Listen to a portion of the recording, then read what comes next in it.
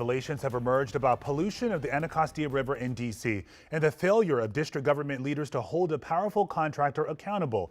A WUSA 9 investigation has uncovered D.C. continued to award more than $1 billion in contracts to a company known to repeatedly violate district environmental laws. Our chief investigative reporter Eric Flack found out city leaders are now demanding answers. They're asking, how do we stop this from happening again?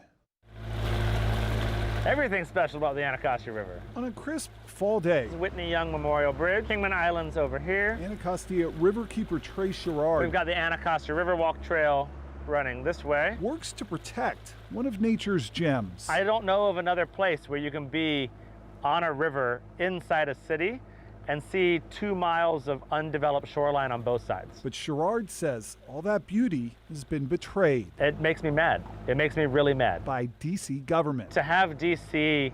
government paying $1 billion worth of contracts to a company actively polluting, and that D.C. government had already recognized as a polluter. According to this lawsuit filed by D.C.'s Attorney General, Fort Myer Construction Company in Northeast, which is one of the area's largest road paving and infrastructure construction firms, polluted district waterways for years, including this Anacostia River, by allowing petroleum-contaminated runoff from its facilities to discharge into D.C.'s stormwater system. And then the mouth of Hickey Run is right here. So this is where the pollution was coming into the Anacostia. That's exactly right. So this is the first time that Fort Myers oil and sediment, anything else, hit the main stem of this river and then could start moving up and down the rest of the system. Court documents allege Fort Myer Construction was first cited for breaking environmental law by polluting district waterways back in 2015.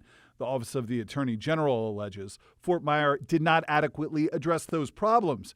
But city records show D.C. government still paid Fort Myer more than $48.5 million for road work the very next year. In 2018, inspectors from the Department of Energy and the Environment, or DOEE, conducted a follow-up investigation and once again found the facility in poor condition, issuing another directive to improve conditions at the facility. That same year, D.C. government paid Fort Myer $25.5 million in taxpayer dollars. And in 2019, D.C. government paid Fort Myer another $102 million. And despite all the allegations, Fort Myer continued to break D.C. environmental law. Those city tax dollars continued to flow.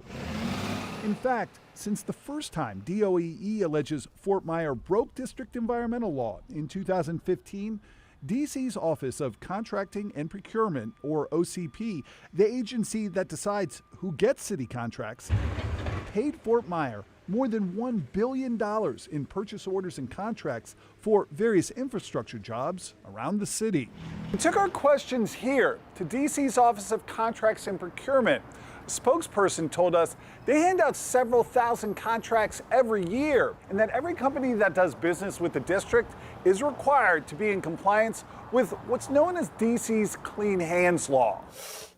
But D.C.'s Clean Hands Law only prevents companies from getting government contracts if they owe more than $1,000 in unpaid fines, fees, or taxes, and does not include disqualification for the types of citations and infractions DOEE continually found at Fort Myer Construction, which is how they kept on raking in more than $1 billion in payments from the district, despite their alleged ongoing violations. OCP did tell us future contracts for Fort Myer may be impacted by that lawsuit it's been hit with by the Attorney General's office, but it couldn't comment further until that legal process moves on. Are you bothered by the fact that D.C. taxpayers gave more than $1 billion to this company over a time period where they were repeatedly violating environmental law? Absolutely, and we're trying to dig into that to know more. D.C. Councilmember Charles Allen is chair of the committee that has oversight over the Department of Energy. He says D.C. government must do better, especially since all those payouts to Fort Myer from OCP were there for anyone at the Department of Energy to see right there on a public government website. How is it supposed to work? Are people supposed to talk to each other in a situation like this? I mean, I think they should. I think if you've got a company who's going to be getting huge contracts from one agency, then have other violations with another agency, you'd want a system where both are talking to each other. So I am incredibly frustrated that the district writ large was giving this much money and contracts to a company that DOE knew was in non-compliance. Back on the Anacostia, Trey Sherrard wants more accountability. They shouldn't be able to get a new district contract until they're back into compliance with district agencies.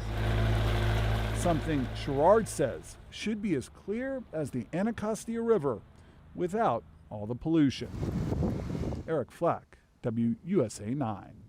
Now, in response to our questions, DC's Office of Contract and Procurement told us future contract reviews for Fort Myer Construction may be affected by the ongoing litigation from the Office of the Attorney General, and OCP cannot comment further until that legal process proceeds. We did reach out to Fort Myer Construction for comment.